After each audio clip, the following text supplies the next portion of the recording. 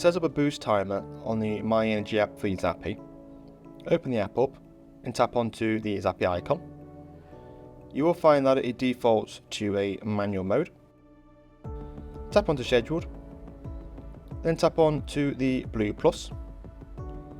You're going to find you now set your boost parameters. So you're going to pop in your start time using the arrows, put in your duration, and then choose which days of the week you want to use the boost timer on. Once complete, press OK. That then will set up the boost timer for you.